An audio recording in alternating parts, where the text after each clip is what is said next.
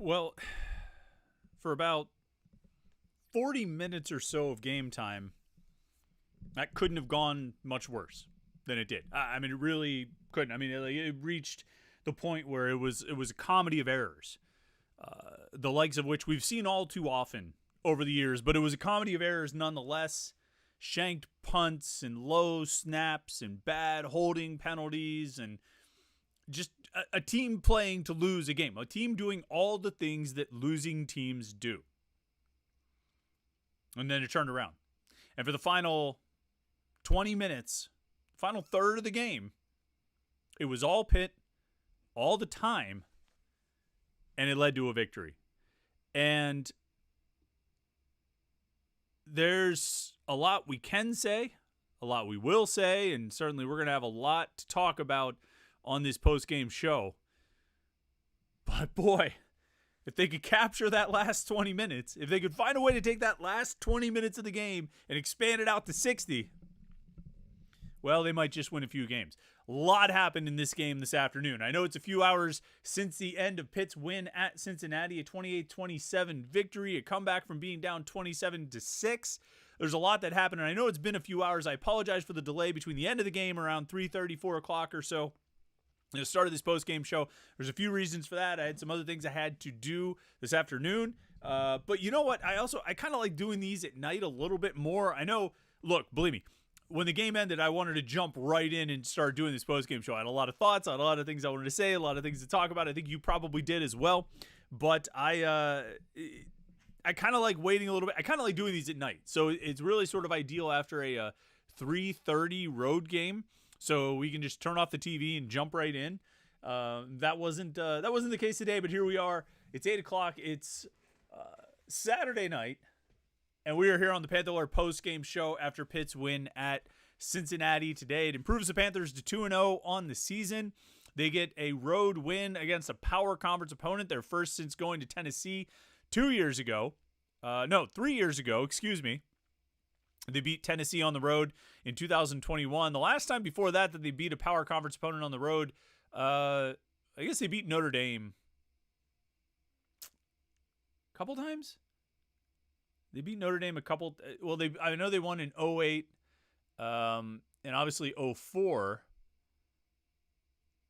But there haven't been a lot. There haven't been a lot of these games where they've gone on the road and beaten a power conference opponent. And since Cincinnati is in the Big 12, that counts as a win over a power conference opponent. But like I said, there's a lot to dig into with this game. There's a lot of angles to look at, from Eli Holstein's transformation from god-awful in the first half and really the first 40 minutes to pretty damn good in the final 20 minutes.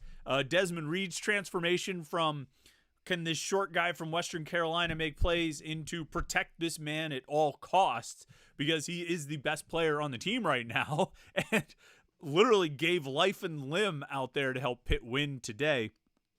And my fears about his usage and longevity increase with every play, but by God, is he exciting to watch during those plays when he's on the field. He got banged up a bit today. He's going to be sore this week, I think, but boy, howdy, is he a good player. I mean, holy cow.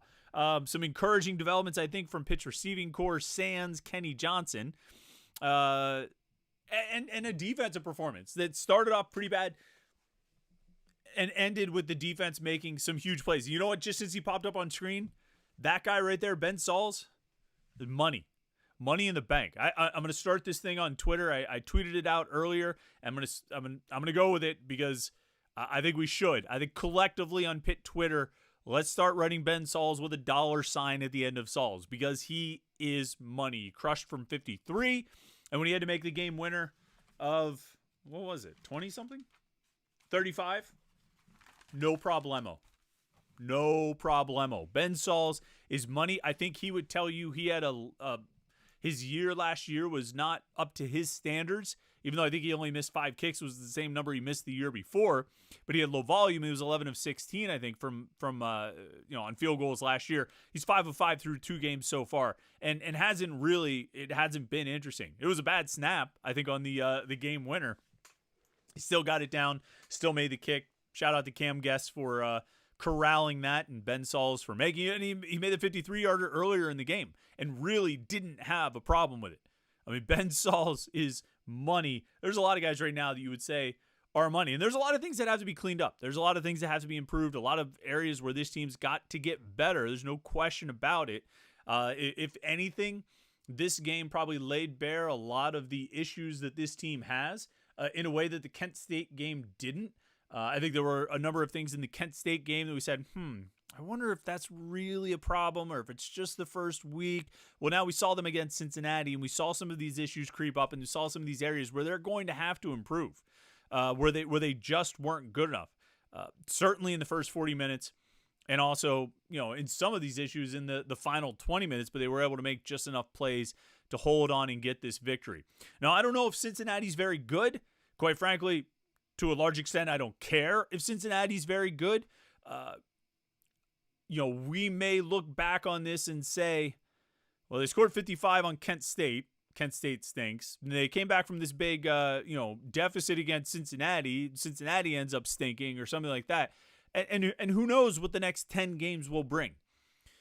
But this schedule is not loaded. This schedule is not loaded with really good teams and challenging teams. They're not playing Miami. You know what I mean? They're not playing some of the better teams in the ACC. And so going out and taking care of business against Kent State like they did, and then engineering this comeback to come back from being down 27-6, to be down 3 touchdowns, to be down 21 points with a little less than 6 minutes to go in the third quarter, and turn around and rattle off 22 unanswered points for a 1-point victory, doing everything they needed to do to win the game. Defense stepping up and forcing a bunch of punts, offense going down and scoring 3 touchdowns and a field goal. I mean, they took care of business in a way that we haven't always seen Pitt do. And there were plenty of things that Cincinnati did to lose this game. They gave Pitt a 4th down conversion on, was it the game-winning drive? On the game-winning drive, they gave Pitt a 4th down conversion on a delay of game penalty for disconcerting signals. Cincinnati did. So they blew it. I mean, that was stupid. At the 2-minute timeout, at the 2-minute warning, the 2-minute break, I tweeted out, you can feel it coming that something stupid is going to happen in this game. And it might be by one or both of the teams. It might be by the refs. Who knows what it is? It could be, smoke bomb goes up. It doesn't matter. Like, something stupid is going to happen. And on 3rd and 4, they handed the ball off to Derek Davis at the Pitt 26. And I said, well, that might have been it. No disrespect to Derek Davis, but come on, guys, you're trying to win the game here. I mean, I guess they were playing as 4-down territory, so it doesn't matter. I thought that might be the stupid thing. No, the stupid thing was on the next play. After Davis gained 0 yards, Pitt went to run their 4th and 4 play, and Cincinnati had disconcerting signals and got called for it and ended up giving Pitt 5 yards when they only needed 4 to get the first down. From there, I mean, you know what happened. Eli Holstein scrambled. Desmond Reed had a run. Eli Holstein had a long pass to Konate Mumfield. They got Pitt inside the 20, and from there it was just a matter of setting up Ben Sauls for the 35-yard field goal. So Cincinnati didn't give this game away, but you know what? We've seen plenty of instances over the years where Pitt has done things to give games away, and the last time I checked, those games still go down in the L column, and this game will still go down in the W column, regardless of what Cincinnati did. This is a win for Pitt. They're 2-0 this season, and they quite literally clutched victory from the jaws of defeat.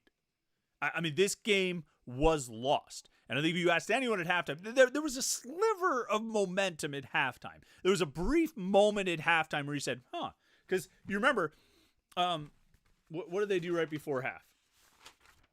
Right before half, they got the touchdown pass. Wait. No, hold on. It wasn't a touchdown pass. It was Cincinnati scored right before the half, right? Cincinnati scored right before the half. No, what am I talking about? That was the Ben Sauls field goal. My brain is scrambled. I knew there was something good that happened. So Pitt, Cincinnati missed a field goal. Pitt gets the ball. They drive down. They get a 53-yard field goal from Ben Sauls, and they get the roughing the snapper penalty on that. So now instead of 17-3, or instead of 20-3, it's 17-6 going into halftime. It's not good to be down 11, but they've got this long field goal. They got to stop on defense, and they get this penalty, so they're going to get really good field position. They do. They end up starting the third quarter at the Cincinnati 49. And so it looks like maybe they got a little bit of momentum. Maybe they got a little bit heading in the right direction. But then they blew it. And I think once they blew that, which you recall, Eli Holstein scrambled for a first down and Jason Collier got called for a holding penalty. And then after that, Desmond Reed ran them into a 3rd and 3, got the handoff on 3rd and 3, probably was going to get a first down, but he slipped and fell and got no yards, and it was 4th and 3, and Pitt actually went for it. And Holstein scrambled. It was a mess. It was a bad play. And I think whatever momentum they possibly had coming out of halftime or going into it coming out of halftime, it was gone. You're like, that's it. That's it. And I know, you never give up on games. Anything can happen. Football is a wild sport. It's a pointed ball, blah, blah, blah. That's it. Game over. Cincinnati got the ball. They end up driving down. They get a touchdown. It's 24-6. Pitt goes 3 and out. Cincinnati gets the ball. They get a field goal. It's 27-6. And there's 6 minutes to go or whatever it is. And Pitt gets the ball back. They're down 27-6. They have no chance. Except they did. Drive after drive, they went down the field and scored. And it was great individual plays by Desmond Reed, Konate Mumfield, Eli Holstein. Cincinnati blew some coverages. And then it was really good defensive plays as well by Pitt, with Cincinnati blowing some things. But you take advantage of your opponent's, screw-ups. You take advantage of those situations, those opportunities. And you go out and that's how you win games. You take advantage of it. And Pitt did.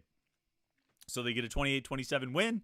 They get a 2-0 record. They get a win on the road. And I think they learned a whole hell of a lot about who they are, what they can do, what they need to do better, and kind of where they go from here. And now they've got, I think they should have a lot of momentum and a fair amount of confidence. Not cockiness, but confidence, particularly on offense, particularly for Eli Holstein going into a gigantic game on Saturday in the Backyard Brawl.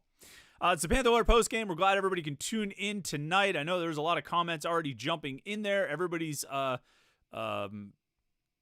already got things to say. We got some super chatters jumping in. I'm excited about that. Listen, there's already a lot of comments in here. I'm going to read as many as we can tonight. We got an hour plus. Who knows? Like I say, this is the other thing, the upside about doing this a little bit later at 8 o'clock is we can pretty much go as late as we want.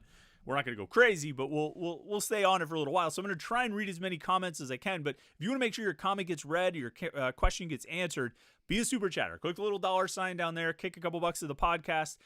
We appreciate that support for sure. And we'll make sure we get out there and read what you have to say and get the interaction there. And we'll try and get through as many as the non-super chatter comments, but we'll definitely get the super chats. Get as many of you guys in as we can. Of course, before we get started, you know what we got to do, right? We got to get the handle out for the Backshore Apparel shot of the game. Now, I was thinking about what to do for the Backshore Apparel shot of the game. And there's options, right? I mean, there's like the 56-yard touchdown from Desmond Reed would be a big one. 38-yard, either any of Konate Mumfield's touchdowns would be big. Ben Saul's kicking from 53 or the game winner from 35. There's all these good options. But you know what? I'm going to go a little bit off course here. And I'm going to shout out Brandon George. Okay? Brandon George had a couple of huge defensive plays in the fourth quarter. On a 2nd and 6, he had a huge tackle to stop a run for a gain of 1 right before Rasheem Biles had the sack that forced the punt that ultimately set up Pitt's 3rd touchdown. And then Brandon George came through 3rd and 3, okay, from the Pitt 48, less than 3 minutes to go. Cincinnati's driving, and it's 3rd and 3. Now, 3rd and 3 was a very makeable 3rd down for Cincinnati today. Between the run plays, between throwing to the tight end, they have some good wide receivers. The kid from Florida, Xavier Henderson, is good. They have good options to convert a 3rd down. The quarterback can run. I was not confident about Pitt's chances of getting a stop on 3rd and 3. But Brandon George blitzed, came up the middle, got in is his name Brendan? Whatever. Got in Sorsby's face, forced an incomplete pass. End up leading to a punt. Pitt gets the ball back at the 20. They end up driving down for the game-winning field goal. And so there were a lot of good options in this game, a lot of big plays in this game. But for Brandon George, getting in the quarterback's face, forcing an incomplete pass. Shout out to you, sir. The Backshore Apparel shot of the day.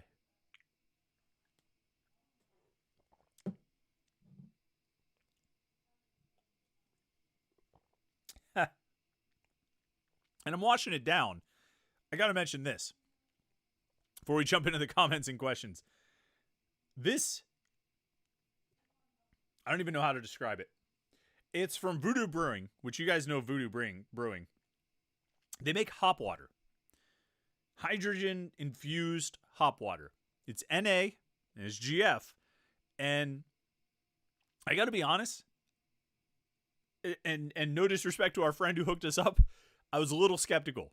Do I want water infused with hops? Do I want a non-alcoholic hop drink? I do. It's delicious. Hops are delicious. Hops are delicious to drink.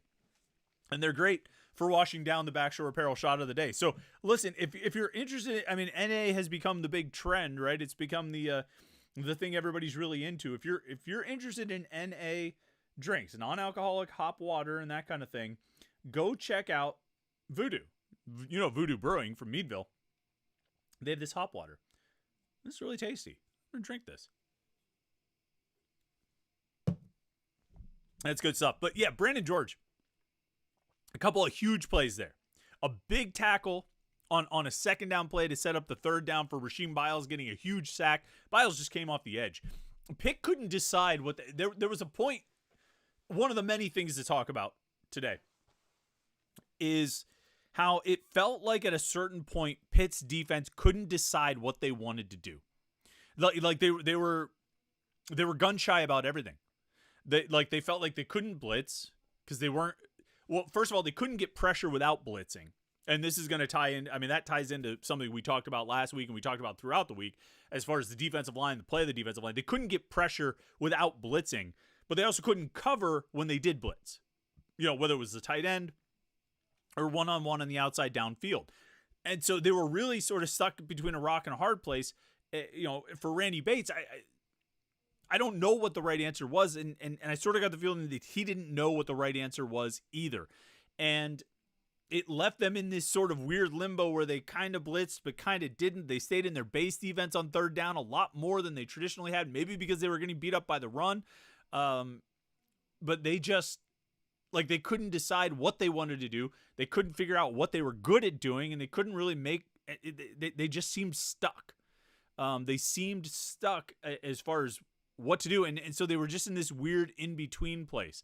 But on that key third down, they blitzed Rasheem Biles off the edge. He came untouched and just got a huge sack for 9 yards. The blitz I was talking about with Brandon George on Cincinnati's, next to last drive, I guess, before Pitt kicked the game-winning field goal. Like less than 3 minutes to go, 3rd and 3. That had been a money situation for Cincinnati all game long. They had been really good in that spot. They had been really good about converting third downs. They went on a pretty hot run. I forget what they finished. Let me bring up the stats for this game. Cincinnati finished third and 7 of 16 on third down. Let me look. In the first half, they were 5 of 9 on third down. In the second half, only 2 of 7. Fourth quarter, 0 of 4. All right, so they very much improved. 7 of 12 on third down through the first 3 quarters, including 2 of 3 in the third quarter. But in the fourth quarter, 0 of 4 on third down. Actually, neither team converted a third down in the fourth quarter. Pitt was 0 of 2. But to bounce back after giving up 7 of 12 on third down in the first 3 quarters and stop Cincinnati on 4 consecutive third down attempts in the fourth quarter is pretty big. I think that's a big step in the right direction, and that one was the biggest of all. Was Cincinnati's final play? Yeah, their hook and lateral was a 3rd and 8. So that's one as well. So you had 2 on those drives. The one where George blitzed and got in Sorsby's face, and then the one at the very end, the final play of the game. Pitt's defense rebounded there, and as much as we will talk about the offense, and we should talk about the offense, and most of the interesting storylines are on the offense, Pitt's defense is going to be a developing storyline all season long. And there's going to be a question that lingers out there of how much they can improve, whether they can improve, where they can improve, and where they need to improve. They've got to get more pressure up front. They've got to get more out of the defensive linemen, and it remains to be seen what they'll be able to get out of them. As I scroll through, like just looking at tackles, like Nate Matlack had 3 tackles. Jimmy Scott had 2. Elliott Donald, who actually played in this game after not playing at all against Kent State, had 2 tackles. Nikai Johnson had 1. Nick James had 1. And Sincere Edwards had 1. Edwards had a tackle for loss. He had a sack. And Matlack had a sack. And I have to check this because they didn't give Biles a sack. They gave Shadarian Harrison a sack. So I think that needs to be corrected. I'm guessing I know Shadarian Harrison did not have a sack. I'm guessing that was the Rasheem Biles, and they got that one a little mixed up. But they're just not getting the push up front that they need out of the defensive line. And that's, that was a concern in the Kent State game. And quite frankly, it was a concern coming into the season. It was a concern all off season. What they were going to get out of the defensive line, and they just, they still weren't really getting it today. Like I said, they couldn't get pressure unless they blitzed, but they also couldn't cover well enough to blitz and sort of hold up on the back end. So they're in a sort of a tricky spot there, right, of trying to figure out what to do. But that's where they have to improve the most on defense, is with those guys up front. They have to play better. I think, Ryland Gandy and Rashad Battle gave up some passes today. I think the touchdown pass that Ryland Gandy gave up, I mean, he was in decent coverage. He was close enough. His biggest problem was that after the guy caught it, he needed to actually push him out of bounds. He just kind of gave him a little bit of a shove and didn't really stick with it. And the guy ended up running in for a touchdown. Battle got beat on some plays too. You chalk that up to inexperienced guys. Battle's an older player, but he hasn't played that much. Gandy hasn't played that much at all. Maybe you chalk it up to some inexperience, but I mean, they have to get better, but so much of it ties into the pressure they get up front, and that still isn't happening. So, I mean, there's some issues there. The linebackers, I thought, were okay again. Donovan McMillan had 15 tackles in this game, made up for lost time. Getting back to the safeties, he made up for lost time with all the, only having like 4 tackles against Kent State. But overall on the defense, I mean, what was the final totals? Let's see where they end up. They gave up 449 yards of offense, 151 rushing yards, felt like more. 298 passing yards, that felt about right. Like I said, 7 of 16 on third down, 6 yards per play. They had 4 sacks or 5 sacks, whatever it was. Excuse me. But not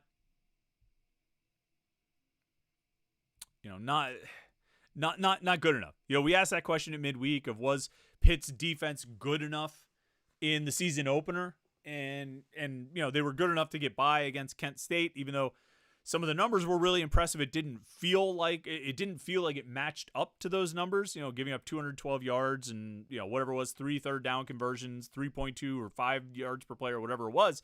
It felt worse than that. And I think today in this game, you saw it. They were getting beat by the run. They were getting beat by a lot of the passes. And the passes they were getting beat by were the same passes that they always get beat by. Those tight end up the seams, whatever they call it, T shoot or Y shoot, or Pat Narduzzi will say it. I'm sure he said it in his postgame. I didn't get a chance to read his postgame comments yet. But, the T shoot, which they were doing. But that tight end, who was a really good player, they were getting beat by a lot of that same kind of stuff that they always get beat by. So some of it felt like standard operating procedure for Pitt's defense. But what they need to clean up is missed tackles. They need to get their run fits down. They need to get a better push up front. But let's be honest here. And I'm going to get to the comments and questions in a second. I really am. But let's be honest. We're not tuned in to this post-game show. There's not like 300 of you watching this right now, so we can talk about the defense and what needs to improve with the defense. We're going to talk about Eli Holstein, right? Because there was a prevailing sentiment, not unfounded, that he should be benched at halftime, or maybe earlier. And it was a strong sentiment, and you can make a good case. What was he at halftime? 7 of 17 for like 91 yards or something like that? Let's make sure. I want to quote the right stats here. 7 of 17 for 91 yards and an interception. He missed at least 4 passes, if not 5, that he overthrew. He underthrew a couple of passes. He had guys open. And I want to talk about Eli Holstein, but let me just say, I'm getting more and more sold on this scheme.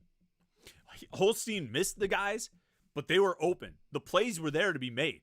Like, this offense, through 2 games, the system, the scheme, the plays and the design and the play calling, like, it was working. It was working really well. There weren't too many head scratchers among the play calls, and you could clearly see guys getting open. You could see those options presenting themselves. And so, just to set that aside, just to throw that out there, I think this offense is a good offensive system. Like, that's translating.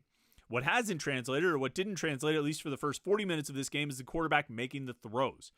7 of 17 for 91 yards through the first half for Eli Holstein, missing guys high, missing guys low, just still looking out of sorts into the third quarter up until that drive, when they finally scored a touchdown.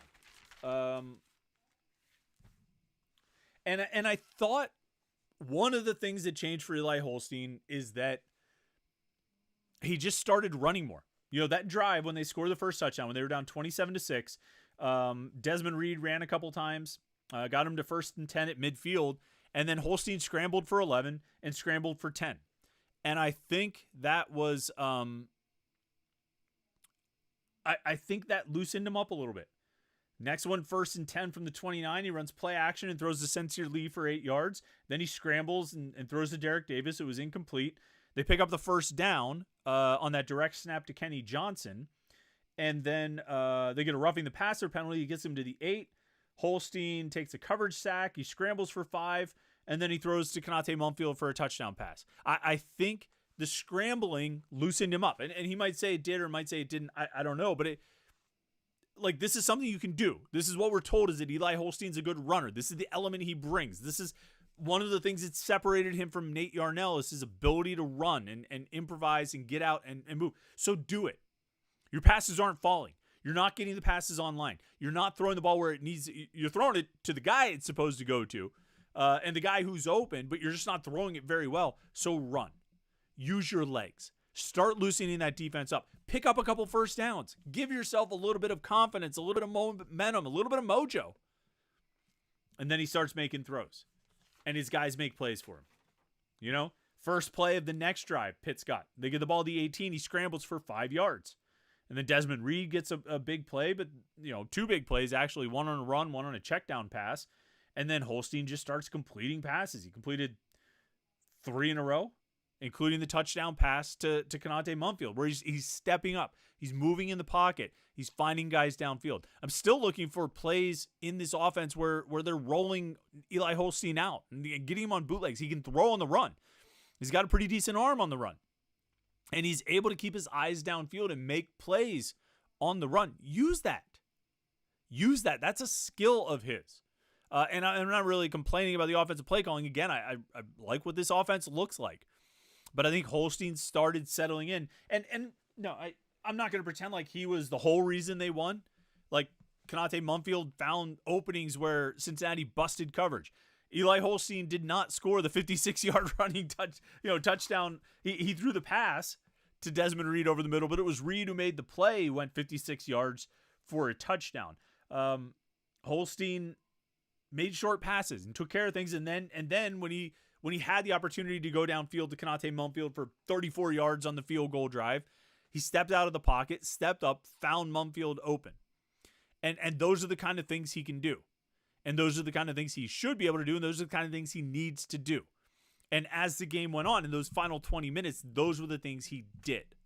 He missed those throws early. He missed those, I shouldn't even say early. He missed those throws in the whole first half and most of the third quarter. But he got there eventually. And maybe this is part of the process for a young quarterback, for a lot of young quarterbacks, is some steps forward and some steps back. That it's not all linear movement. It's not all forward movement. that you're not just going to keep getting better and better and better. You'll get better and better and better overall, but you'll have little steps back along the way. And the first 40 minutes of this game were a step back from Eli Holstein from what we saw from him in the season opener against Kent State. But he kept going. The coaches stuck with him, and he went out and made plays to win the game. Could Nate Yarnell have made those plays? Some of them. I think Nate Yarnell could have thrown an underneath pass over the middle to Desmond Reed that goes for 56 yards. Would Yarnell have stepped up and, stepped out of the pocket and found, Kanate Mumfield 38 yards down? I don't know. Maybe. And maybe not. Would he have scrambled for some of the yards and first downs that Holstein did? I don't know. I don't know if that's really part of Yarnell's game like it is part of Holstein's game. I think this game, particularly the final 20, actually not just the final 20 minutes, the whole game was a big step for Eli Holstein's education, development, and maturation. And I say the whole game, not just the final 20 minutes when he played well, but the first 40 minutes of learning how to handle that adversity, of learning how to develop through that, of wow, it's not going well for me at all. I stink right now, and I'm a big part of the reason my team is losing. But I have to stick with it. My coaches believe in me. I have to, my teammates believe in me. I have to go out there and get the job done. And there's a calculation to be made. There's a calculation to be made by the coaches, by Pat Narduzzi and Cade Bell. When the quarterback's playing like that, when he's struggling like that, what do you do? And maybe it's because of how the quarterback situation was handled. Maybe it's just because of the uniqueness of this, that you have a guy who started a couple games and played pretty well, sort of waiting in the wings there. But inevitably, when the quarterback struggles, there are going to be calls for the other guy. It's always, most popular guy in town is the backup quarterback. That's always going to be the case. And it's especially so now because we've seen Nate Yarnell in action. We've seen him play. We know what he can do. And so whenever Holstein enters an extended period of struggle, there are going to be calls for Yarnell to come in. And that's probably going to happen all year. Unless Holstein can put together 2 or 3 really solid games, it's going to keep happening. It's going to keep happening that people are going to say, oh, they should bring in Yarnell, they should bring in Yarnell, they should bring in Yarnell. But the coaches didn't bring in Yarnell. They stuck with Holstein, and he ultimately led them on 4 scoring drives, 4 consecutive scoring drives, 3 touchdowns and a field goal to win this game. And that's not to say Nate Yarnell couldn't have done it. It's not to say Nate Yarnell wouldn't have played better and never got them into that situation where they were down 21 points to begin with. But they decided Eli Holstein was their guy, and they stuck with him. And I think, given what happened last year, there's always going to be some extra questioning of the decision-making. But for today, I think it worked out. All right, let's get into some chats here. You guys, Super Chatter has been very, very patient, and I don't want to take advantage of that anymore. Let's get into Super Chatters. Bill Florigen was there real early, says, shock and awe, can't believe it. I'm shocked too. You look at those win probability charts for the Pitt-Cincinnati game, and they were all favoring Cincinnati for a long time there, and then all of a sudden they were favoring Pitt. I can't believe it either, Bill. Let's see. Brock says, wow, I was all but ready to fire Pat Narduzzi at halftime. It looked like they were hitting rock bottom. Props to Dews, staff, and players for not giving up. Yeah. I mean, exactly. Because there was, I'll be honest, there were points in this first half where I was questioning not just some of the decision-making or the play, but the pride. It was like, what are you playing for out here? What are you doing? Do you want to win this game? And it just didn't seem like there was that fire or that pride that we've seen out of this team in the past. Now, eventually it came around, and maybe it was always there, and I'm just judging by the results, and that's not necessarily a fair way to judge pride or energy or fire or whatever it may be. But I did. I wondered about it. I said, what is wrong with this team? That they're playing like this, that they're making the mistakes they're making, and that they're playing like this. So like you, Brock, I mean, I agree. Shout out to the coaches and the players for sticking with it, for battling and, not giving up and going out and, ultimately playing well enough to engineer, What, the biggest comeback? What did our friend EJ Borghetti tweet? The biggest comeback for Pitt since like 1971. It's pretty impressive. Damian Williams says the last 2 years, this game is a loss, no question. Yeah, and not just the last 2 years. You know, I don't think Pitt fell behind by 21 points in any of the games in 2021. I'd like to think that Kenny Pickett would have led them back from that kind of deficit, but I don't know. That's a big hole to be in, particularly with only about 20 minutes left to go in the game. But this year's team with this offense, maybe with this quarterback, whatever it may be, they found a way. Biz says Eli was looking really suspect for 3 quarters. He sure was. And he wasn't looking suspect. He was looking bad. He played poorly for the first 3 quarters. He was not playing well at all. He was missing passes, and this was the worst part because they were talking about it on the broadcast, and you could see it. The plays were there. The passes were there. The more accurate passes, better thrown passes, and this game's not even close. They might win this instead of 28-27. They might win it 48-27 or something like that, 38-27. They would have won it comfortably, I think, if he makes some of those passes in the first half, the first quarter, first couple drives. They weren't necessarily bad decisions. There was one bad decision on, I think it was like an RPO, and he threw the quick slant, and it was like double covered. It's like, are you even looking before you throw that pass? Or are you just pulling the ball and you're making your read, you're pulling the ball and just firing it out? It was a terrible decision. And so it was poor play. Good design, good play design, good offense, and just poor quarterback play. And so I had big questions about it. Big questions. But I think, Eli Holstein finishes with 300 yards, right?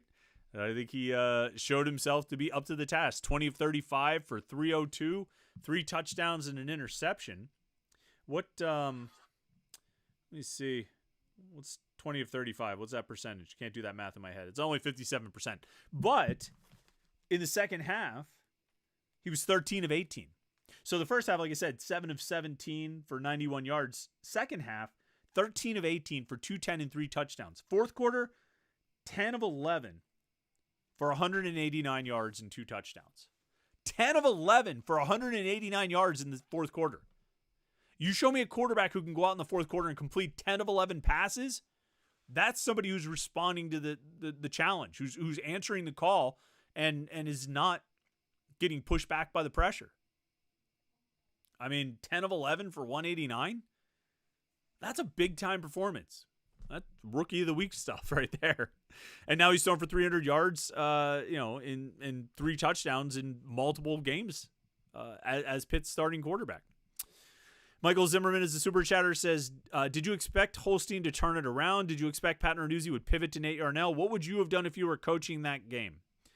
All right, 3 questions in there. Did I expect Eli Holstein to turn it around? Yeah, I thought he would. I didn't think he would turn it around to the tune of 10 of 11 for 189 in the fourth quarter.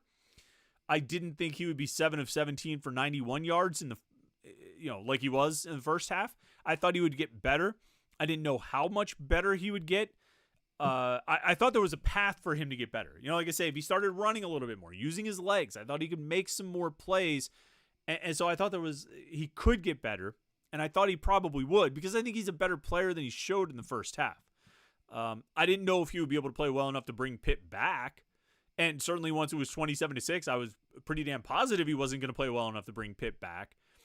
But I thought he would improve. Did I expect Narduzzi would pivot to Nate Yarnell?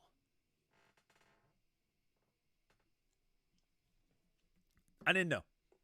The end of the first half.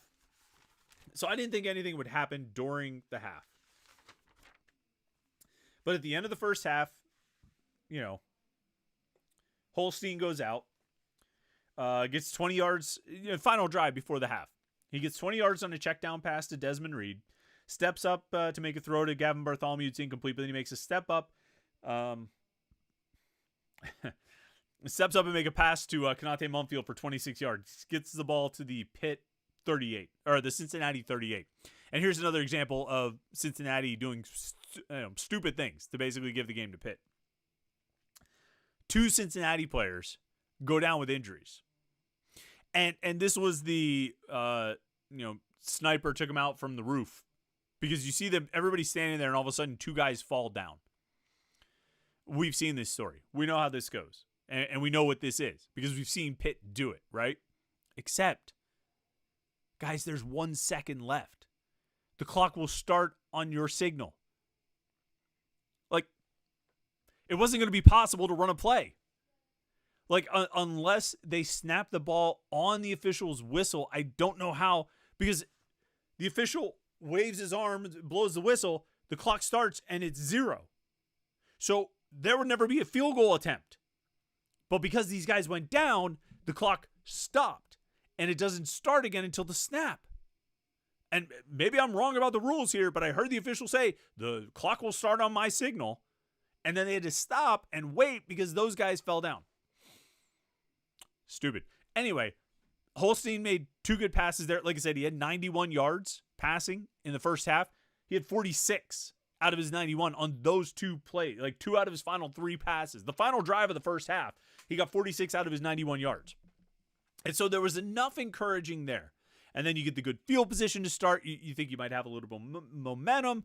Like, I didn't think they would make the change at halftime. But when Holstein came out, seemed to kind of struggle a little bit.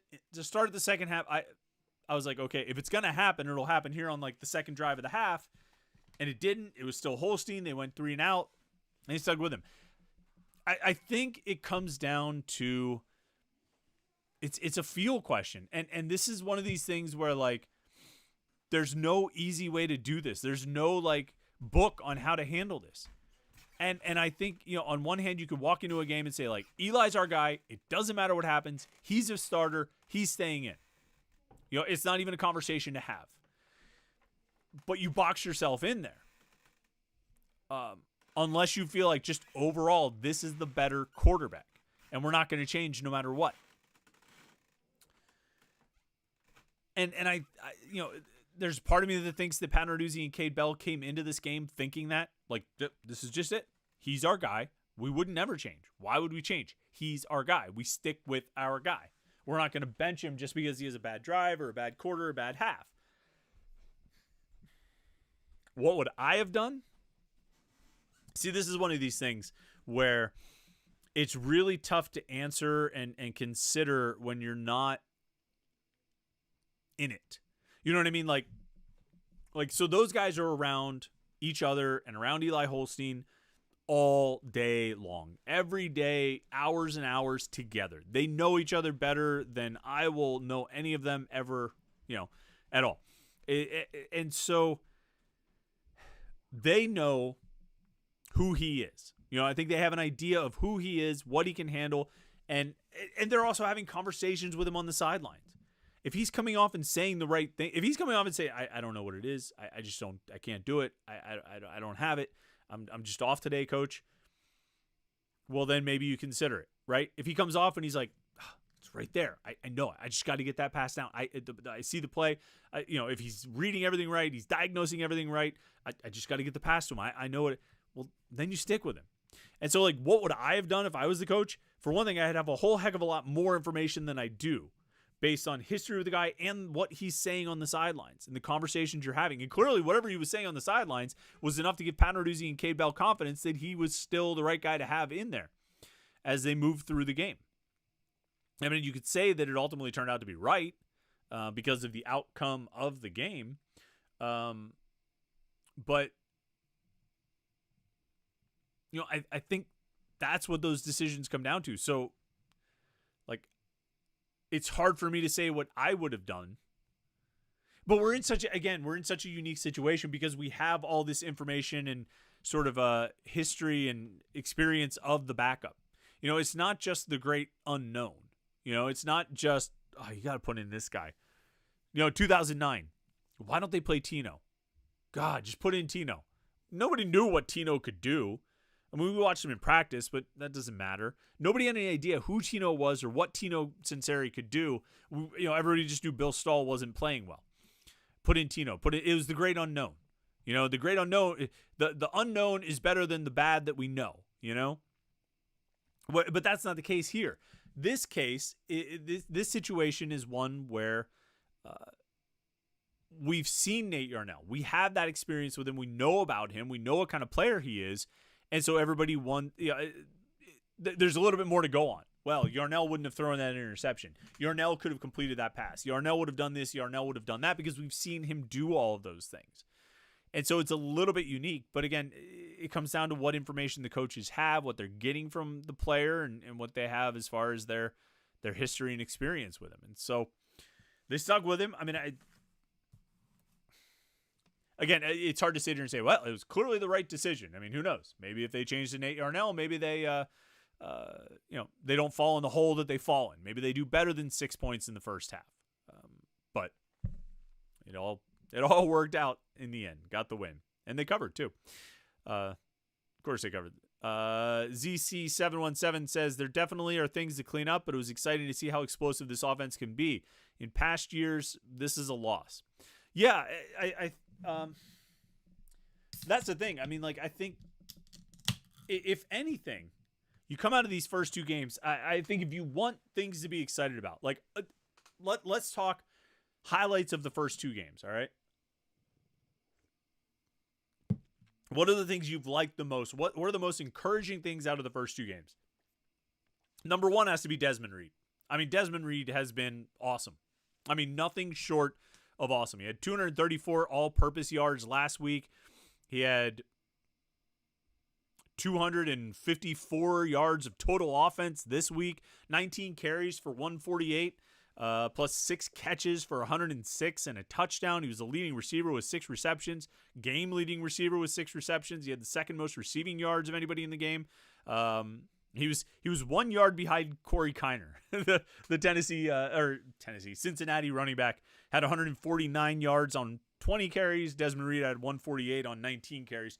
He's been outstanding. One of the best players in the ACC, and probably Pitt's best overall player through 2 games.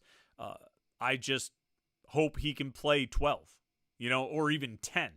And he was, he had a calf or whatever it was last week in the Kent State game, something with his left knee maybe this week. He gets banged up. But he also, he gets the ball a lot. He takes a lot of contact. He makes a lot of plays, and has a lot of opportunities to get hit. But boy, he's explosive and fun to watch and exciting to watch. And clearly Cade Bell knows how to use him. So number one thing to be encouraged about from the first 2 games, Desmond Reed. Number 2, I would say, is just the offensive scheme.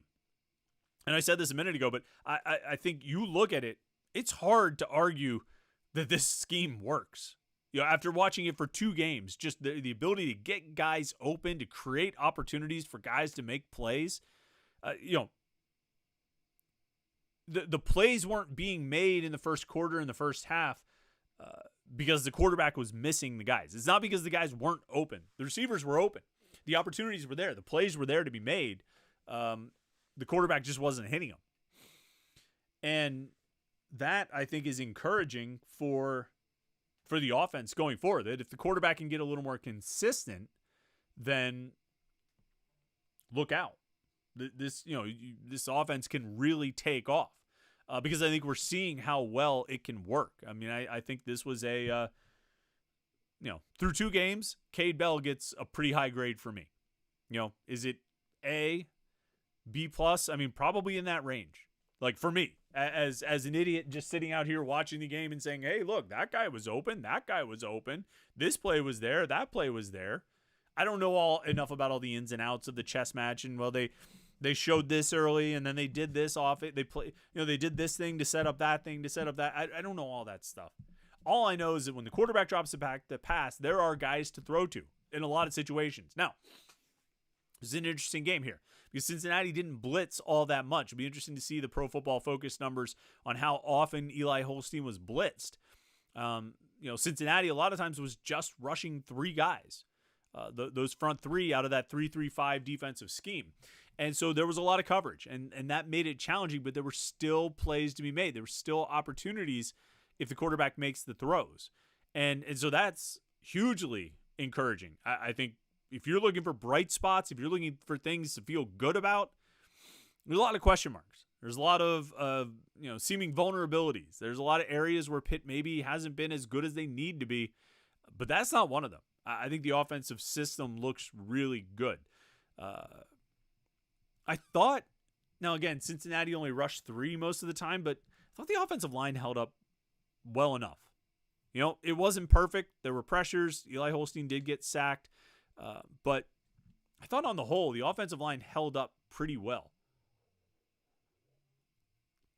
So, Desmond Reed, been really good. Offensive scheme looks really good. I think the offensive line has been okay. If you're looking for things to be encouraged about, I think those are a few that jump out, certainly on the offensive side of the ball. Zachary Joy, super chatter, we appreciate you, says, love the morning Pitt. What are the options at cornerback? Cincinnati made a mistake not going at Battle all day. He was terrible. So there's a couple of things. Options at cornerback. I mean, Tamon Lynham is an option, and I think he has some nice plays today.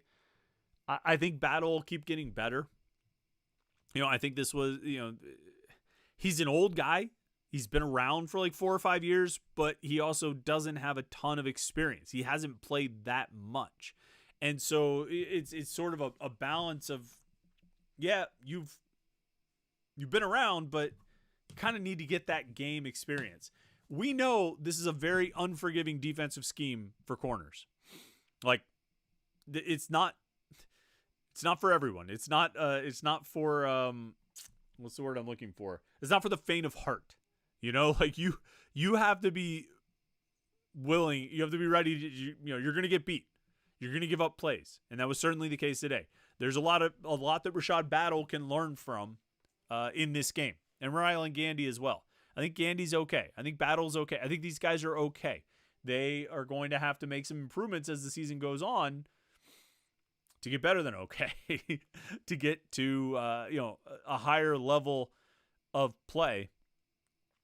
I don't know if there are a ton of options. It was hard to see the personnel all the time on TV, so I don't know. I don't know if they went to other corners. I think it was mostly just Gandy, Battle, and Lynham again, like it was last week. I don't know if Tamarian Crumpley got in at all or Noah Bigelow got in.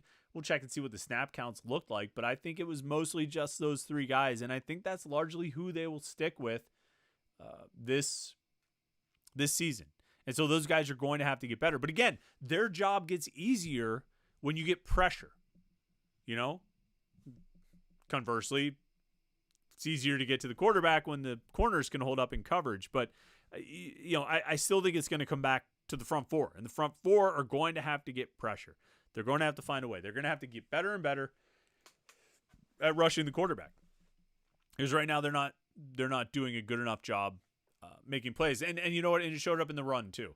I know they only gave up 31 rushing yards to Kent State last week, but they gave up, how much did I say? Almost 200? 150 rushing yards to Cincinnati. See, there again, like 151 rushing yards, it's a lot, but it's not crazy. For Cincinnati having 37 rushing attempts, 151 rushing yards, it's not crazy. Like, it's not a ridiculous amount. It's not like you got gashed, but they did. They gave up a bunch of runs. Corey Kiner ran pretty wild against them. So I don't know. It's got to get better. And I think a lot of it, maybe all of it, starts up front. The defensive linemen have to play better than they have been. See if there's any other super chatters in here. Oh, yeah. Jorgen? I don't know how to pronounce your name, man. But Jorjan. What do we think? Jorgen? Air Jorgen? Says, need people to calm down about Holstein. He has shown that he has some serious talent, but is a freshman. Might have a real legit Dude here, gotta let him figure it out live sometimes. Appreciate you, Chris. Yeah, they do have to let him figure it out, and that's what they did. And I think he grew up a lot. You know what I mean? I think he figured some things out. As a redshirt freshman playing on the road, making his second career start, his first career start on the road. Yeah, he had some things to figure out. And I think he would probably be the first to tell you, I got some things I got to figure out. And I think he did figure some things out. It's going to be really interesting to see how he plays now going into week 3, where you're back at home, but you're going to be in a crazy environment. And there's going to be even more pressure than there was on this game. And now we'll see how he handles that. It's going to be a year-long process with Eli Holstein. But after looking like he was going to fail spectacularly at, his first real test, his first road test, he ended up with a passing grade. Threw for 300 yards and 3 touchdowns. It's hard to argue with that. Although, I think Keaton Slovis had like 300 yards and 3 touchdowns against Georgia Tech in 22. So maybe that's not the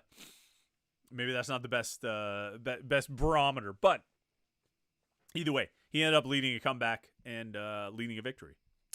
Let's see. Oh, wait. Where'd it go? Got more super chatters we got to get to. You guys are doing a great job being the super chatters. We appreciate you.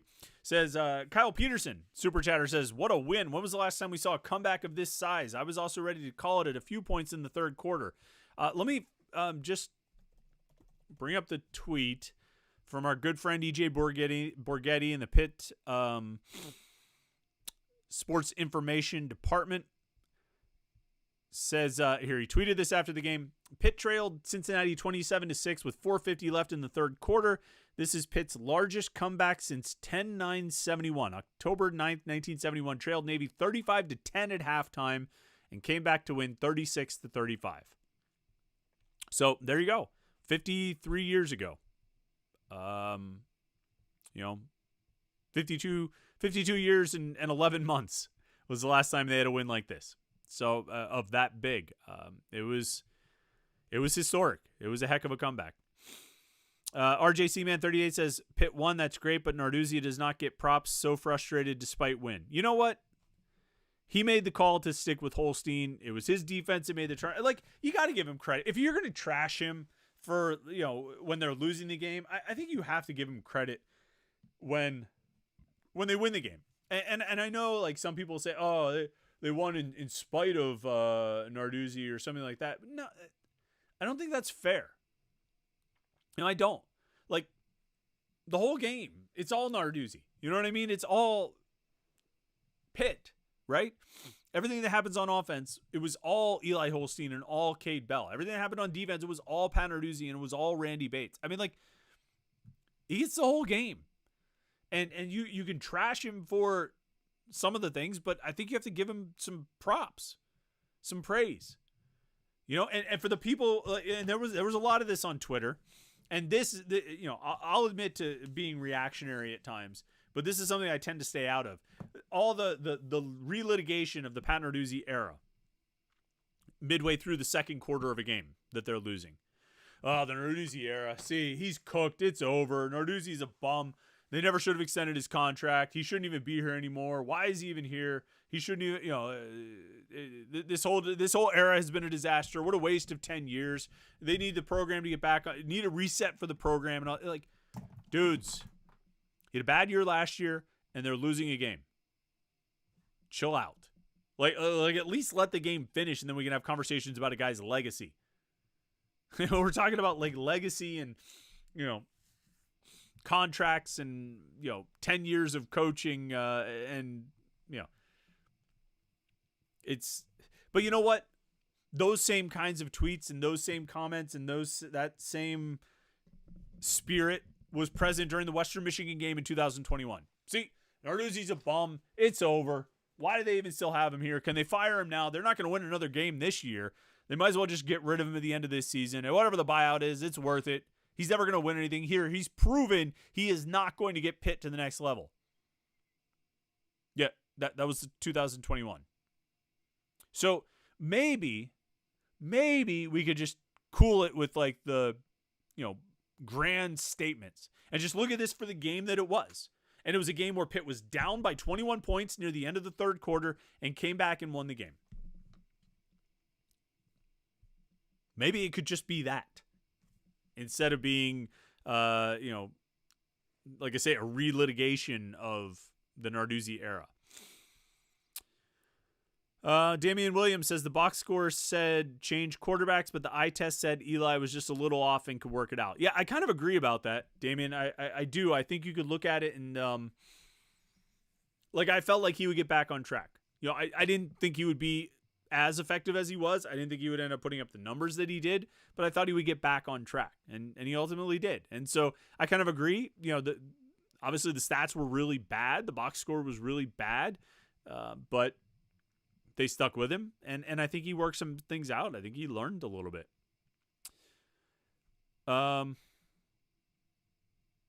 Christian Ricketts says, you made a point about Reed getting banged up. Seems like that will be a problem. Davis hasn't shown much. Yeah, so that's that's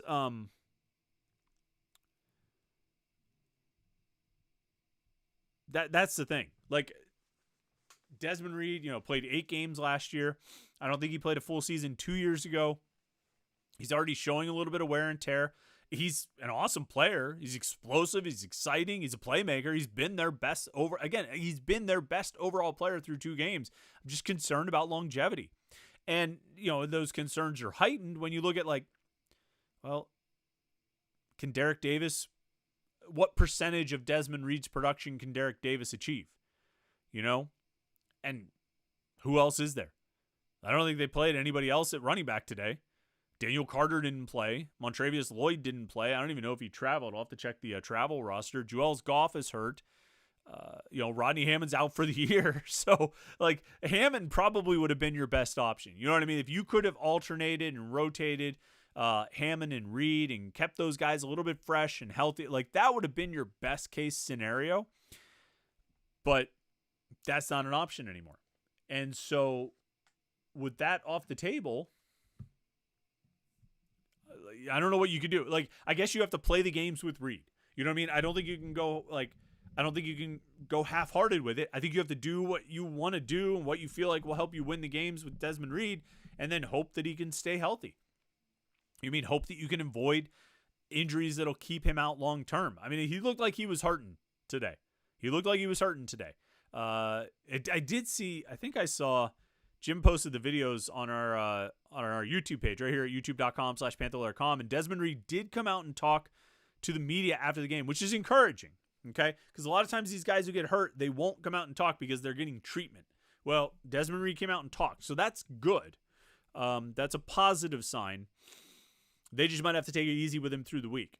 It might have to be a lot of maintenance days for Desmond Reed, so he's ready to go when the game day comes next weekend. That might be it from the super chatters. We still have a lot left we're still going to keep talking for a while because there's a lot of comments that are not super chats. And so I want to get to those as well. And of course, I want to ask you to like this video and subscribe. Don't forget about that. I don't think I even said that yet. Subscribe to youtube.com/Panther-Lair.com. We didn't go live right after the game today. But if you're subscribed to youtube.com/Panther-Lair.com, you'll get a notification, and you turn on your notifications, you get an alert sent to your phone whenever we go live or we post new video content right here at youtube.com/Panther-Lair.com. So make sure you do that. Like this video and subscribe. And I do want, before we jump into the Gen Pop comments, and of course we'll get to super chatters as they come in. Before we get to the Gen Pop comments, quick shout out to Home Field. Don't forget about homefieldapparel.com. It's the best place to get Pitt gear. If you're going on the road to a game at Cincinnati, or if you're getting ready for the backyard brawl on Saturday, you want to go to homefieldapparel.com and stock up on some Pitt gear. This is the best way to do it, the best way to look your best, because Home Field, I've told you about them for a long time. They have the best Pitt gear you're going to find. Some of the coolest designs, coolest logos. They're vintage and retro looking, but they're also incredibly modern, and they're instantly recognizable as being Pitt. It's outstanding. It's the best stuff that I've seen, and it's, as I always say, it's made on high quality shirts. The shirts are super soft. The shirts are they fit great. They hold their shape. They don't don't get stretched out, or the neck gets all stretched out or weird around the waist or anything like that.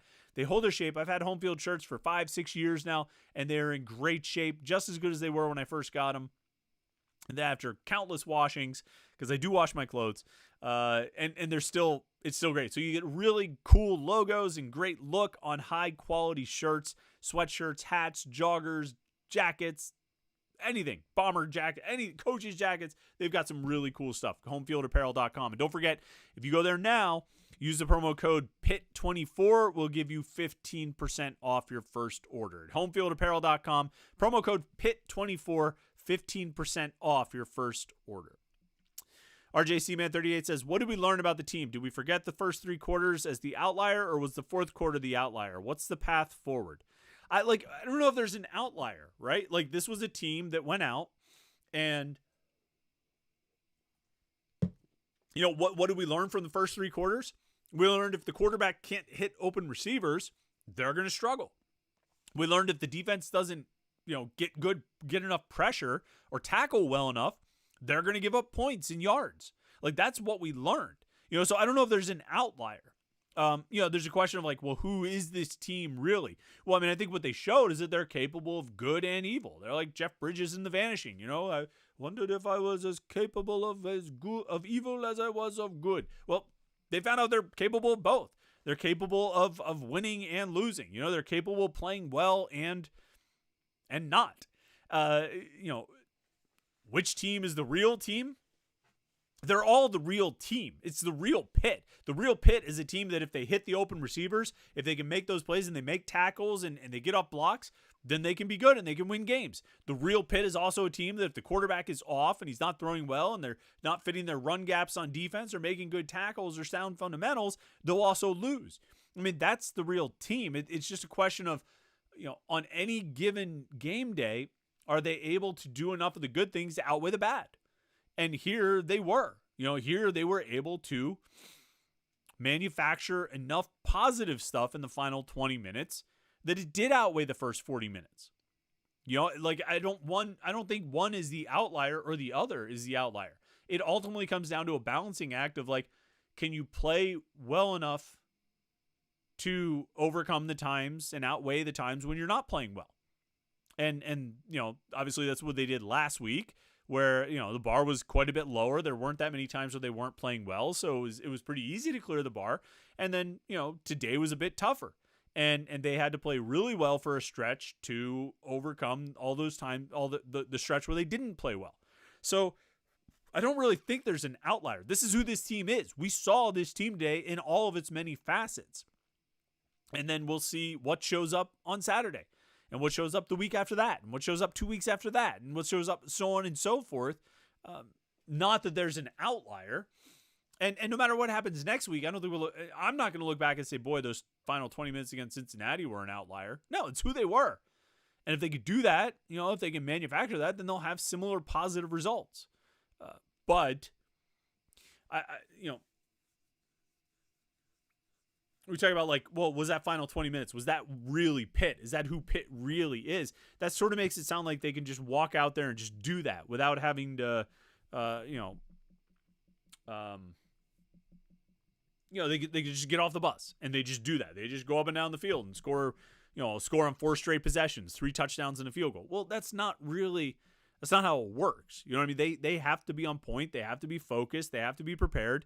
And they have to, play really hard. And that's what they did in the final 20 minutes. So I don't really know if I think there's an outlier. It's a question. I mean, we saw it all laid out of the 2 sort of extremes of what they can be, the really good extreme and the really bad extreme. And we'll see which one they tend to over the next 10 games.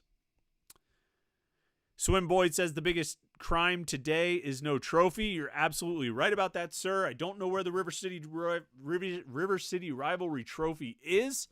It's a shame that thing is not coming back to Pittsburgh. I assume Cincinnati has it because they won the last time that trophy was in play in 2012.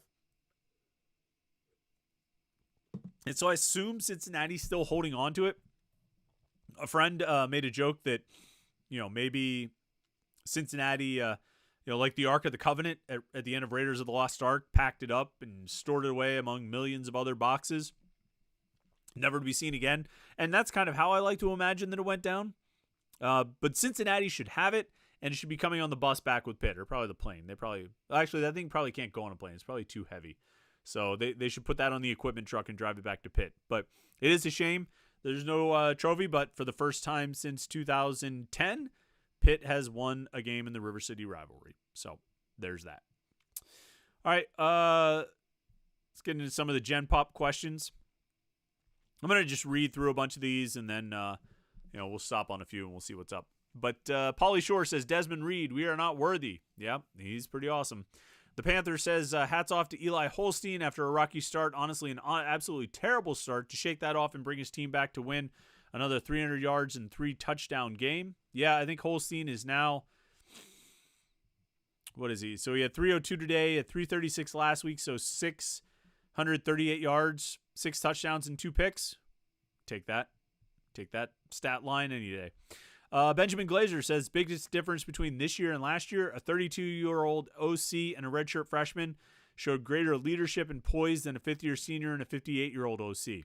That and Reed is Darren Sproles. Yeah, that sums it up pretty well. TVax1 says, the only ones really proud and deserving are Desmond Reed and Ben Sauls.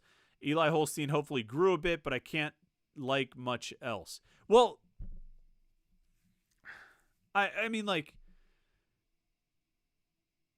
Brandon George didn't make those plays I pointed out earlier. Rasheem Biles didn't make that sack that, like I pointed out. Sauls and Reed, absolutely, but like Konate Mumfield didn't have, his first 100-yard game in almost 3 years. And like Eli Holstein, how can you not say he's deserving? I mean, yeah, he stunk for the first 40 minutes. But I almost think it's harder to play really well for the final third of a game after you've been really terrible for the first 2/3 than to just come out and play well from the start. If you come out and play well from the start, it's easy. Everything's rolling. It's all going your way. It's all great. You face a little adversity, and in this case, he faced a lot of adversity. Quite a bit of it, was self-inflicted. But you face adversity, and you have to, you have to maintain your confidence. You have to maintain your belief in yourself and the offense and your teammates and your coaches. There's a lot. I think it's tough to do what Eli Holstein did today, and I think he's very much deserving. Credit to him. Played a heck of a game. Came to bounce back from playing as poorly as he did. I think he gets a lot of credit. Oh yeah, super chatter jumping in here. DC3 says, great win. Great to see the fight early in the season. Desmond Reed's a great addition from Cade Bell and Pat Narduzzi. How nice would it be to have Rodney Hammond in the rotation? Clarity to why he's ineligible? Thanks, Chris.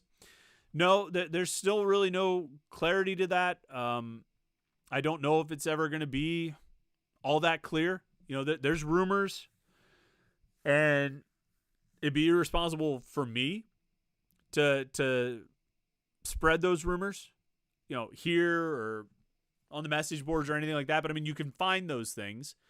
I don't think it's academic, and that's not a rumor. I would report that it's not academic. The fact that he's still around the team, still practicing and everything, sort of rules out legal issues.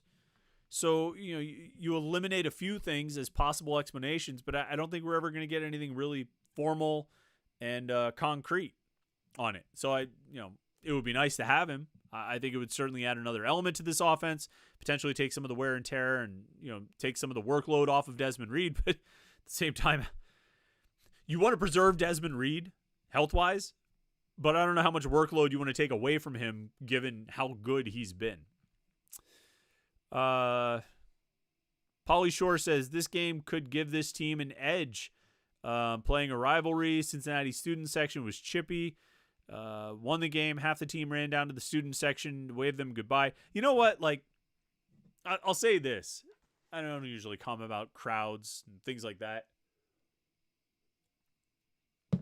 But Cincinnati, get your own anti-Pitt chant. What you were cheering is largely reserved for West Virginia. And we'll hear some of that from the crowd on Saturday at Acrisure Stadium. It's not going to be 75% West Virginia fans, but there will be enough West Virginia fans that we will hear that chant very clearly. Cincinnati fans, it's not yours.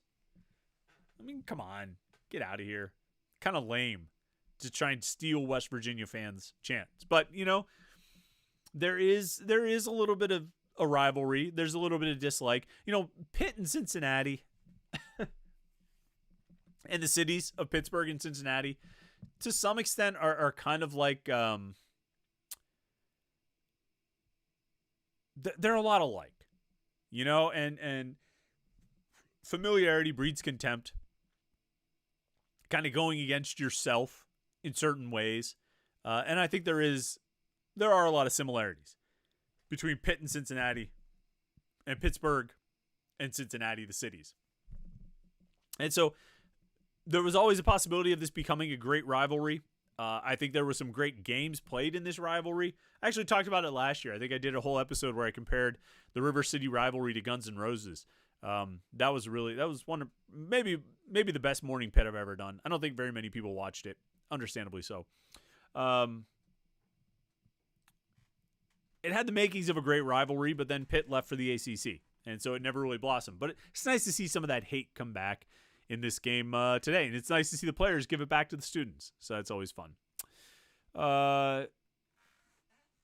TVAX1 says, Panther-Lair's defense is being exposed again and again. Don't care if it's weak corners or lack of pressure rushing forward that requires blitzes to get home, but this isn't a formula that will hold up against very good teams. I mean, dude, it's like 10 years into this. I mean, this is 10 years. This is Narduzzi's 10th year. Are we really still complaining about the defensive scheme? It is what it is. We know what it is. To a large extent, it's a feast or famine defense where you get a sack or you give up a touchdown. And that's not entirely the case, but it sure feels like it. That when a quarterback drops back, you're either going to get to him or he's going to throw a long pass that's completed. It's just what it is. Like, this defense, nothing has changed about. I mean, I'm sure there are tweaks and different things that have changed, and obviously the players have changed in the last 10 years, but it's largely the same scheme. And it's been pretty effective in a lot of situations, and it's gotten exposed in a lot of situations. I can't really bring myself to we've got to talk about this defensive scheme. Nothing's ever going to change with it. They're not going to do something else. They're not going to play a different way. Nothing's going to change. It's just their defense. That's what they do.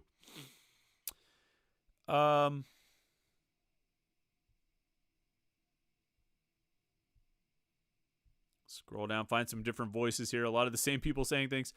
Josh Newark says, we're seeing a changed Pat Narduzzi going with analytics, even if I hated the call, sticking with a struggling quarterback, allowing him to grow. Great team win. Yeah, so the analytics is interesting. I think probably most of you were watching on TV like I was, so you heard them talking about the analytics behind going for 2 on the first touchdown that, the analytics say when you're trailing by 14 at that point in a game, if you score, you obviously need 2 touchdowns. When you score the first one, you should go for 2. It increases your win probability. That it's something that's showing up in the NFL quite a bit and making its way into college. I would have just kicked. I would have just kicked to play for overtime, but I just don't like it because. Okay, so you got a chance to kick twice to be tied, right? You go for 2 and you miss, then you have to go for 2 just to get a tie. And it worked out with the time that Pitt had time for another drive where they could go down and get the game-winning field goal, but I just don't like the pressure it puts then on after your second touchdown, where now you don't even have the option, and to some extent their offense was rolling after that first touchdown, when they were down 14, They had momentum. They just scored 2 drives in a row. And so, let's keep it going. And quite honestly, the play was there. The pass was there. Kenny Johnson couldn't quite get it. Eli Holstein probably could have thrown it a little bit better. But, the play was there to be made. So, it wasn't really that bad of a play call either. It seems like it was a good decision and a good call. They just didn't execute it. And so, if it was me, I probably would have just kicked. I don't hate it given what they ended up drawing up and how close it was to actually hitting. If it hits, you know what I mean? If you make that, then you just need to kick the extra point to get the lead. And that's great. That's a lot easier. But I don't know. If it was me, I probably would have just kicked, but I'm old and I just default to what we've always done. Josh Newark also says Cam Guest's hold on the Ben Sauls game winner needs to be acknowledged. Yeah, you're absolutely right. Like I said, that snap came in a little bit high. And, shout out to Cam Guest for getting it down for Sauls to complete the kick.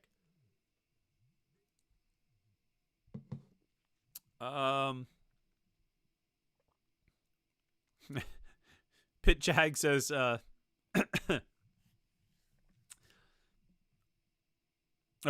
Pitt Jag says, can we give everyone a blanket forgiveness for anything that may or may not have been said in the game thread? Asking for a friend. What a win. So this is the thing about the game thread, all right?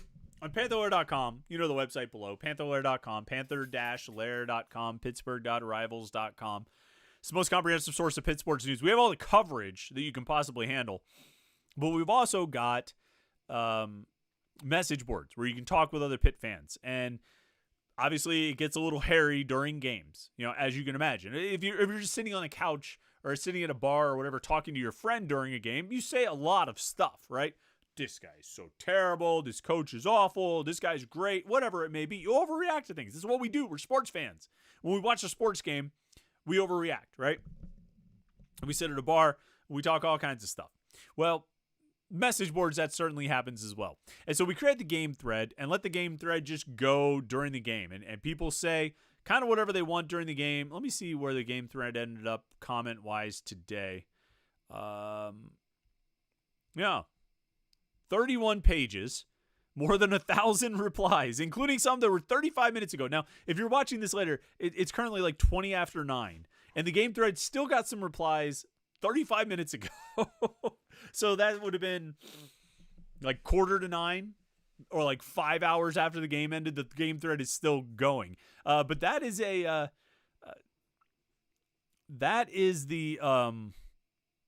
Mos Eisley cantina of message board areas is the game thread, where like enter at your own risk, you watch your back, and because the bullets are flying.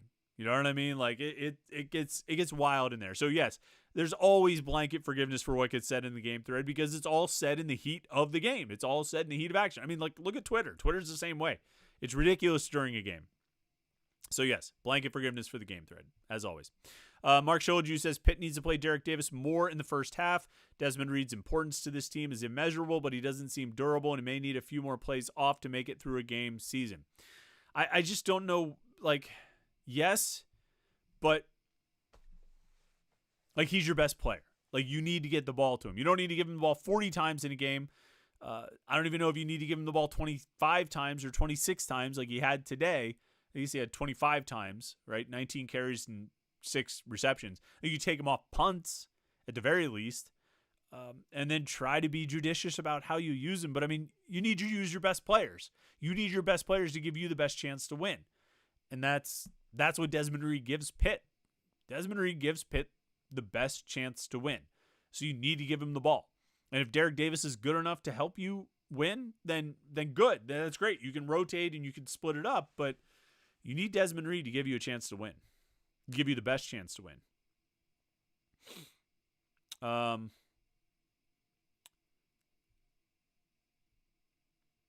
Pauly Shore says, what separates Eli Holstein from past quarterbacks? He had a bad first half, realized what he was doing wrong, made his own adjustments, and was successful. That's impressive. I hope it continues. Also, whatever happened to Julian Duggar, the quarterback of Penn Hills? Haven't seen him on the roster or the sidelines, just wondering for future purposes. He was there last week. He didn't travel. I assume he didn't travel. Let me look. I'll look real quick. I know Jim tweeted out the travel roster. A lot of times freshmen who are redshirting don't travel. Here's the travel roster. Yeah, he just didn't travel, but he was there last week. So, yeah, he's there for the future. Damian Williams says, I wasn't wondering about a quarterback change. Eli Holstein was just having freshman jitters and just needed to calm down and work it out, which he did. Stan Reft says, this reminded me a lot of the game against Cincinnati last year. The defense struggled early and against Kiner, down 27-7, went on a 14-0 run and even got the ball in Cincinnati territory after an interception, but failed after. Yeah, in this case, Pitt didn't fail. Dropping Nuts says, one bad team beat another bad team today. That may be the case, but even if it is, it's Better to be the bad team that got the win, right? Let me see. John Kristovich says it's always a good day when Pitt wins and Notre Dame loses. Yeah, how about Notre Dame? They need Ben Sauls. If they're going to try a 65-yard field goal to win the game, they need Ben Sauls out there. Ben Sauls is money. I mean, he really is. You know, that dude's reliable. He's a good one. Scroll through here. A lot of this is you guys talking to each other, which is fun. I'm glad you guys are having a good time. I'm going to just jump all the way to the bottom. Here's another one. RJC Man 38 says, I appreciate your perspective. Thank you. Hey, thank you, sir. There was one. There's a comment I saw in here. This is why you guys need to be. This is why you need to be super chatters, so I can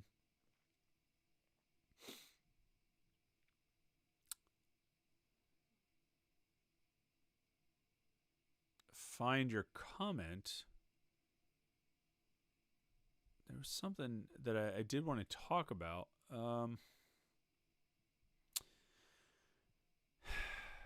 Oh, well. Let's see if there's anything else we want to bring up real quick. Now, Big Pauly Shore H2P says Cincinnati does have the paddle wheel trophy in their finance department as a decoration. They need to stop being you-know-whats and give it up. I thought I heard that nobody knew where it was. Is what I thought. But, all right. I think this might be about it. Excuse me. Just scroll down here, see if anybody else. There's a lot of the conversation that we've been covering a lot of this so far. Oh, there's one more super chatter. John Waffle comes in and says, "I'm nervous after seeing West Virginia's offense tonight."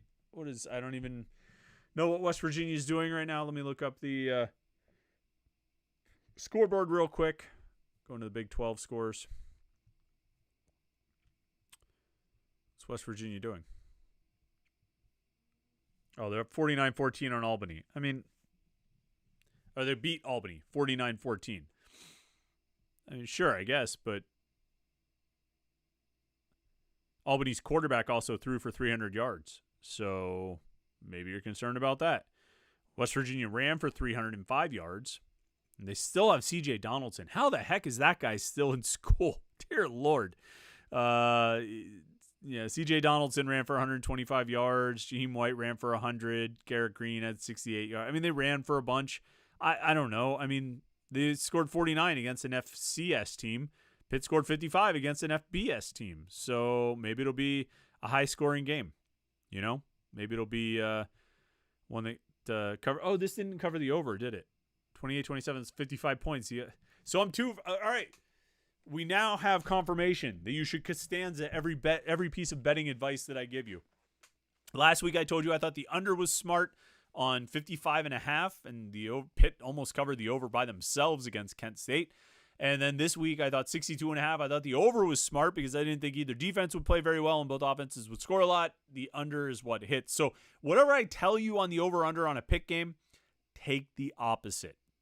All right? And I'm not going to think that way. I'm not going to be like, well, I'm really leaning toward the over, so I should predict the under because it's going to be the No. Whatever I tell you, take the opposite. All right?